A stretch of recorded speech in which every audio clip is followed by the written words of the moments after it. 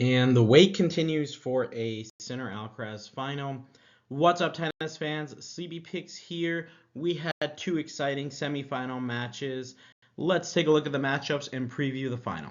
Before we recap the semifinals, let's take a look at our semifinal records. I went 1-1, the Pamplemousse went 1-1, and Houdini went 0-2. Not a great look for his first appearance, but I'm sure he'll be itching to get back on. I'm sure he's going to bounce back. Let's take a look at the semifinals. First semifinal was between Sinner and Zverev, and Sinner improves to 7-4 over Zverev. And I saw a pretty cool statistic from Tennis Channel saying that Sinner is one of 6 guys to reach all 6 hardcourt Masters 1000 events. So nice accomplishment for Sinner. Obviously, he's going to want the win here.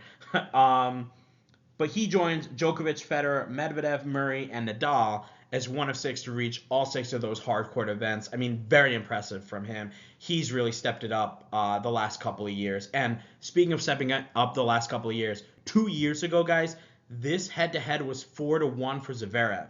So now we're talking a 6-match turnaround for Sinner to get that 7-4 stranglehold on the head-to-head, not to mention this straight set win here in convincing fashion. Looking at their statistics, and I feel like this kind of tells the story of the whole match. Zverev served 66% first serves. Not too bad. We did talk about, though, he needed to have a very good serving day. This is a mediocre Zverev serving day, 66%. He needed to have a 75% serving day to kind of push Sinner on a lot of those games. He just wasn't able to create that, one, the scoreboard pressure, but two, the pressure on that Sinner serve from his return. So 66%, and then he won 80% of those first serves. Not too bad. I think it should have been better. The one statistic, though, that stood out to me, and this was kind of what buried Zverev, second serve points won was 28%. So it speaks to, obviously, the pressure that Sinner puts on with his return, but we need to have stronger numbers from Zverev, especially when he's going up against these top 2 guys. Zverev was 0-1 on break points. He had 14 winners and 21 on forced errors. On the other side, we have Sinner, who only served at 57% first serves. So obviously, looking at that statistic, one, that's got to be better for tomorrow in the finals. But two, you got to be pretty happy playing a top 5 guy and beating them that convincingly, only serving 57%. Speaks a lot to your returns for sure. First serve points won, 83%. Okay, so of the 57% that he got the first serve in, he's winning 83%. That's higher than what Zverev was. And then obviously the big difference here, second serve points won, 64%.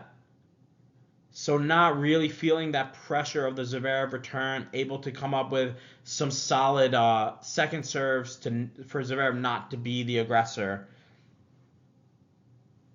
And Sinner able to really pressure the Zverev service games.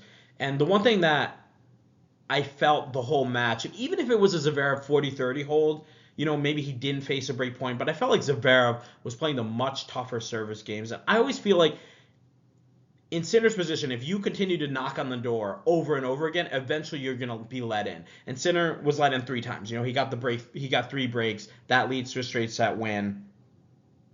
And I just think that type of pressure, I felt like Zverev felt that he had to come up with some bigger shots, some better shots. That's what led to a lot of those unforced errors against Sinner. A couple of the patterns that I did like from Zverev, I did like how he was able to use the forehand angle wide and pull Sinner out, because I don't think Zverev really can hit through Sinner when they're both on the baseline going toe to toe. I just don't see Zverev hitting through Sinner. So just going back and forth like that isn't really going to work. But using the angle to open up the court really helped. I really liked that Sinner was able to come to net a little bit more and shorten the points. Obviously, we've seen him kind of struggle with maybe some of the heat elements and everything. Being able to shorten the points is really good. And we also see Carlos is doing that as well. They're trying not to play these longer rallies, especially the guys that are going deeper in the tournaments, like Sinner and Alcaraz. They don't want to play longer rallies in these early rounds. But now we're in the semis. I thought Sinner was able to come to net and win a few tough net points there against Zverev rather than finishing everything on the ground. One thing I will note that we did notice, and we just kind of alluded to it, was in the middle of the second set, it did seem like Sinner was kind of a little bit fatigued, maybe feeling the weather a little bit, the heat a little bit. This was the earlier match, but Zverev obviously wasn't able to take advantage of that. That's something we got to keep our eye on for the final tomorrow. We'll talk a little bit about it because I think Sinner's going to have to play longer points, and he's going to have to grind out a few more trickier points. So that's something we really have to keep an eye on if Sinner's able to kind of play through that. The final is going to be a little bit later. It's going to be at 3 p.m.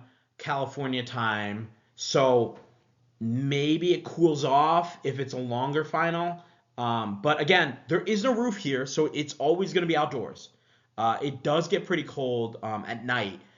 I don't think, you start at 3 o'clock. I don't think they're going to go past 6. So it's not going to really cool off that much. So Sinner might have to fight through this. That's something we really got to look at there for the if it does end up going 3 sets or is a lot of tough rallies.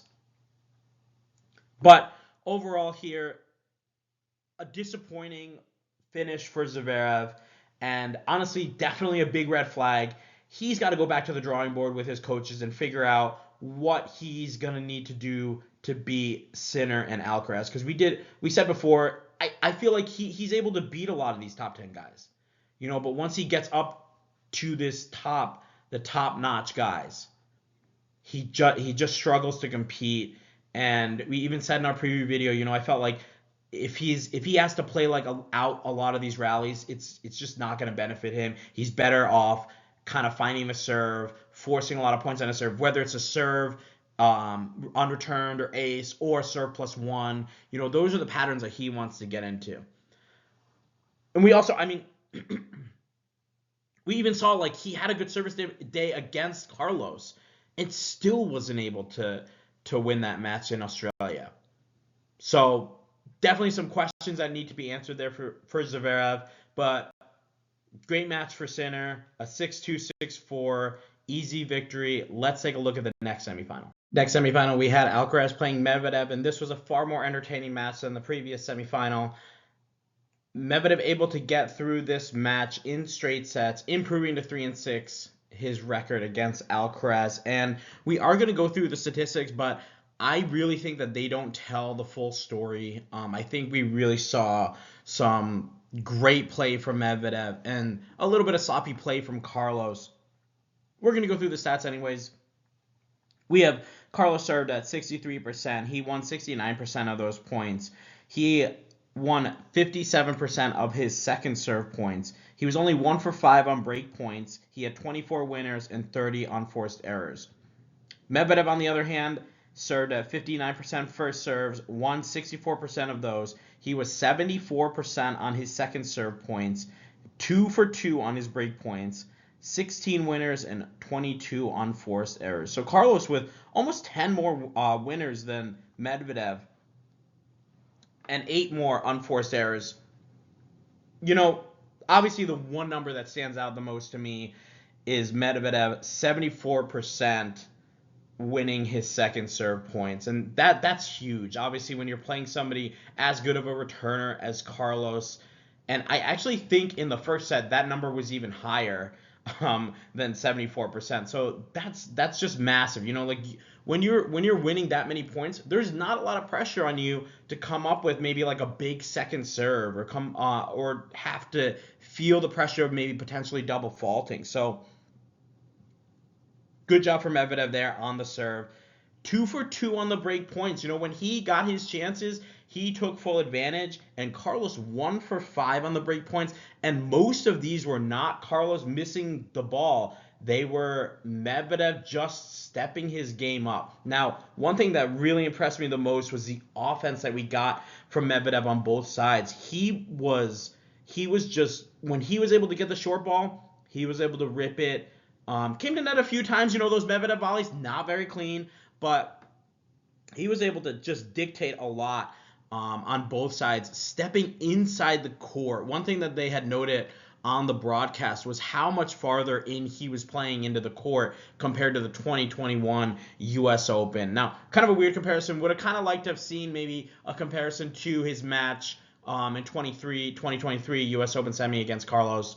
But it does show, he is playing more offensive, and we talk about he's complained about how soft some of these balls are. He doesn't like how the game is slowing down, and now it seems like he's starting to turn around that and make it into maybe something a little bit more beneficial for himself, where yes, there are going to be points where he's pulled side to side and has to come up with an offensive winner. He did that too against Carlos, and he likes doing that probably more than stepping in a little bit more and controlling the point on the offense.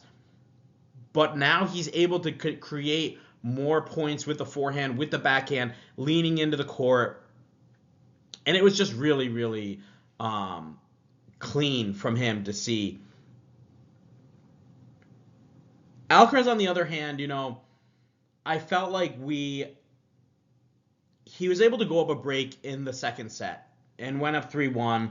And when you're looking at that, you really think, okay, like the momentum felt like it shifted a little bit, but he gives the break right back. And I'm using the word gives because I didn't feel like Medvedev earned that game. It was maybe one good point from Medvedev, and then the rest were just errors from Carlos. So credit to Medvedev to be able to turn that right back around, get back to 3-all, and continue to put pressure on him. He's able to get it to a breaker and win 7-3. And really just a lot of incredible points from both these guys. I felt like this wasn't the best day for Carlos. Obviously not the cleanest. We talked about the unforced errors. He did struggle a lot with the weather as well. We talked about Sinner struggling a little bit with the weather, and now Carlos was kind of hunched over a little bit too. And I found it interesting. I think it was the 6-5 changeover where Carlos has got all these like drinks, and he's got all his sports drinks and all his like Pedialytes, whatever. And Medvedev's just sitting there with with a towel. He's got his ice towel. He's got his water. Like, okay, it's just two different guys. Two different types of players. I think Medvedev would have been able to stay out there a lot longer if he had to, which is surprising considering that this is a guy that's come off of another tournament, got his flight delayed, has to come in late. You think he would be struggling a little bit here, but he's not. And credit to him, he's able to get through this match 6-3, 7-6. Now let's take a look at the final.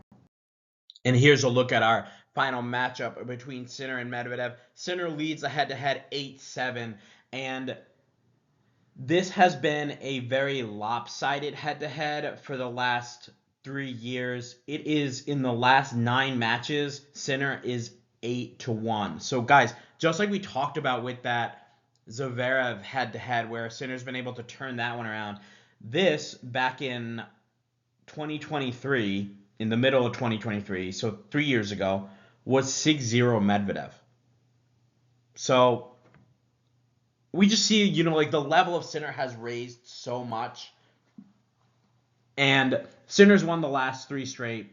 The one win that Medvedev was able to get in that 9-match span was the Wimbledon quarterfinal in 2024. And I don't know if you guys remember this match, but Sinner kind of came into this tournament. People were picking him to win, to kind of get out there, get the Grand Slam here at Wimbledon. And he runs up against Medvedev, who we know historically isn't great on the grass. And Medvedev's able to push him to 5 sets. He has like a bit of like, Sinner has a bit of like stomach issues, I believe, at the end of the 5th set. So that was kind of like the one thing that he didn't play his best there. That was an extremely disappointing loss. Obviously on a different surface here. But let's look at their last 3 matches. So they haven't played since 2024. They played 6 times in 2024. Let's actually go through all of those. First one was in the Australian Open. Sinner won 3-6, 3-6, 6-4, 6-4, 6-3 in the final. We all remember that. Coming back from 2 sets to love, really turning it on there. And just a disappointing loss for Medvedev. In Miami, Sinner's able to win 6-1, 6-2. Then we had the London win for Medvedev that we just talked about. Then they met in the US Open, and Sinner was able to win 6-2, 1-6, 6-1, 6-4 in the quarterfinals. Now remember, this was 2025 was a very bad year for Medvedev. He wasn't able to get out and play these top guys. So we look at a little bit at their head-to-heads, and we're like, why didn't they play in 2025? Because Medvedev was losing in the first rounds of these Grand Slams. So now we seem to have a better Medvedev. We'll talk about that in a second. They played in Shanghai. Sinner was able to win 6-1, 6-4. That's an outdoor hard court. Then they played in Turin. We know that's Sinner's home tournament, and he won 6-3, 6-4 in the round robin stage. That's indoor hard court. So this has been a head-to-head that has been dominated by Sinner in the last few years. Looking at their hard court records, Medvedev sits at 17-2 with an unbelievable run. I believe he's 10-0 right now, 10-match win streak on the line here. And Sinner is 12-2. Medvedev hasn't dropped a set. He was able to get through Tabilo 6-4, 6-2, Baez 6-4, 6-0, Mickelson 6-2, 6-4, Draper 6-1, 7-5, and Alcaraz 6-3, 7-6. Sinner also hasn't dropped a set. He's able to get through Sverchina 6-1, 6-1, Shapo 6-3, 6-2, Fonseca, that was the most interesting match, 7-6, 7-6, Tien 6-1, 6-2, and Zverev 6-2, 6-4. This is a very tricky matchup, and guys, obviously, you look at the head-to-head and you think, oh, this is going to be Sinner all day, but for me, I just think not so fast. Medvedev is just playing lights out tennis. If he's able to bring the offense that he was doing against Carlos, that's going to make all that much of a difference, I think. And we have now a guy in Medvedev that's going to bring that defense that Zverev wasn't able to bring today. So these big shots, these body blows that Sinner kind of throws at you, they're going to be coming back. And he's going to have to play a few more shots. So we'll have to see if Sinner's going to be able to do that, if he's going to be able to maintain that level, especially if the heat plays a little bit of factor. So watching it today too, they started around 3 o'clock, I believe, for the Alcaraz and Medvedev match, and the shadow on the court kind of comes over right around maybe 4:30. So after a set or so, a set and a half, there'll be more shadows on the court, so it'll be a little bit easier for someone like Sinner who might struggle with the heat and the beating sun on top of you. But looking at this matchup, extremely difficult to pick one or the other. I really think that this is Medvedev's tournament to lose. I think he's playing better tennis from what I've seen. I know Sinner played really well today, but we did talk about that first serve percentage wasn't great. And something like that, Medvedev's gonna make you play a ton of first serves, and obviously every second serve back, you're gonna have to play out those points. We saw today too, Carlos was on the baseline returning. He was about 8 feet behind the baseline for the return. Then he moved to about 20 feet behind the baseline to return, and that was able to give him a lot more success than the 8 feet. But strangely enough, he got the break, then got broken back in the second, and then all of a sudden the serve position changed a little bit more. So I think he felt like he needed to play a little bit more offense against Medvedev, especially with the heat, he was getting a little bit more fatigued, so he didn't want to play some of these longer points. So that was a little bit disappointing. I think we're going to see Sinner play a little bit deeper maybe if that Medvedev serve is as strong. You know, the way that we saw Sinner play the first serve of Zverev deep. And Medvedev did serve really well today. You know, like, you got to give him credit. Obviously, like we said, 4 aces. You know, not the highest percentage of first serves. He's going to face a lot more pressure here, too, on the return. For me, looking at this final, I'm going to go with Medvedev. I think it's going to be Medvedev in, I'm going to say straight sets. That's crazy, but I'm going to say Medvedev in straight sets over Sinner. He's going to be one of the guys to win a tournament by beating both Alcaraz and Sinner in the same tournament. Give me Medvedev in straights. Thanks again for watching. So excited about this final. Make sure you like and subscribe. Share your picks in the comments. Share the video. We will have a draw reaction and first round picks for the Miami Open coming up on Monday. That should be released around Monday night. Looking forward to it. I'll see you guys in the next video.